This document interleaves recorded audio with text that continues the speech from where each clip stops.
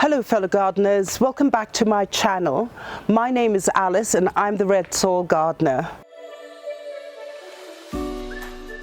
Fellow gardeners, today I'd like to invite you to this beautiful home, but what I'd like to talk to you about is about small gardens. A lot of us in Kenya at the moment is as our kids get older, is we're turning our SQs into guest wings for rental purposes, and what you get is a small garden. So what do you do with a garden like this? So I'd like you to come and walk around with me, because then you'll get some ideas as to how to do your small garden.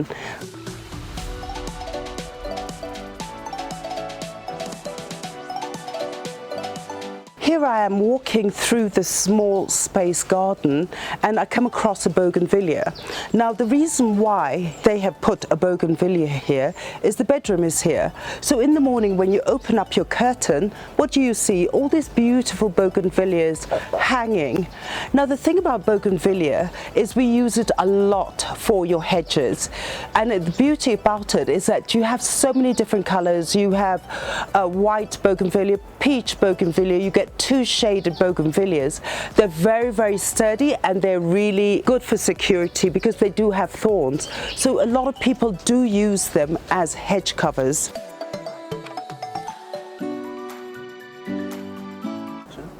Now you see, this is the most beautiful thing, is that in order to cover your walls, just to give that greenery, get yourself one of these creepers and it just sticks itself on the wall. Now what we've had here is that, as you see, to increase the foliage, it's just a mixture of a lot of things. You have your giant irises, you have your calathea. So basically this is the sort of look you'd like to have against the wall, something rich in foliage and something different shades of green. Look at these giant anthuriums, and also look at this philodendron. It's enormous. Now the reason is, when you do have an area surrounded with borders or walls, it becomes a heat trap, and what happens in the heat trap is that your plants are going to grow much, much bigger. Now the other thing I'd like to talk about is, especially when you have a small space, as in here where you have a bigger veranda. I think it's important to have a big veranda because then you don't have to be stuck in the house. So always come up with a veranda. But the beautiful thing is when you have hanging baskets, because it adds color and it also makes things a bit more interesting. Look at this donkey's tail, lovely.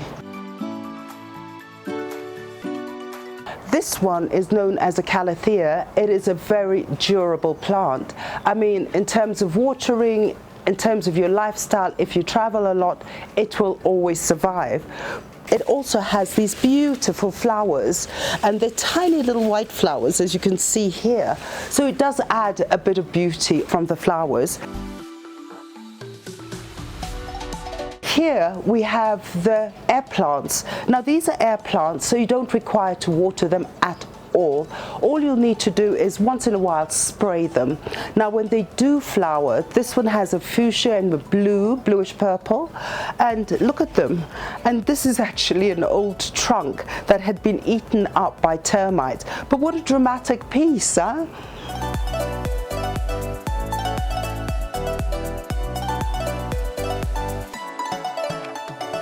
I'm in another part of this beautiful garden, and just look at this variety of plants that you get here and the different shades from grey to a greyish green and a variegated, and my famous yucca, which you can also use outdoors. And then to finish it off, you throw in a palm tree.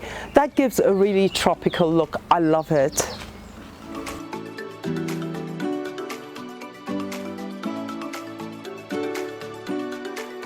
When you do have a garden, and this garden must be even less than 1/8 of an acre, plant yourself a lovely mulberry tree. Look at that. And in the end, I mean, it started to get its babies, and so in another few months the whole tree will be full of fruit. And isn't that beautiful?